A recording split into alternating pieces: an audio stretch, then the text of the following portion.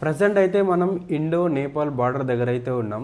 నిన్నైతే ఇక్కడికి వచ్చామన్నమాట. సో ఈరోజు మనం నేపాల్ లోపలికైతే ఎంట్రీ కాబోతున్నాం. ఇంకా ఇక్కడ నుంచి మొత్తం నేపాల్ వీడియోస్ అయితే వస్తూనే ఉంటాయి అన్నమాట. సో జస్ట్ ఒక 1 అవర్లో మనమైతే మనకు ఎంత హాఫ్ కిలోమీటర్ అయితే ఉందన్నమాట నేపాల్ బార్డర్. విత్ ఇన్ 1 అవర్లో మనమైతే మనీ ఎక్స్చేంజ్ చేసుకొని అండ్ బార్డర్ పర్మిషన్ తీసుకొని అండ్ రోడ్ ట్యాక్స్ కట్టి మనం విత్ ఇన్ 1 అవర్లో మనమైతే నేపాల్ లోపలికైతే ఎంట్రీ కాబోతున్నాం. సో ఆల్మోస్ట్ ఒక 4 years ఆఫ్ డ్రీమ్ అనమాట. సో నేపాల్ వెళ్దాం అని ఎప్పటి నుంచో అనుకుంటున్నా.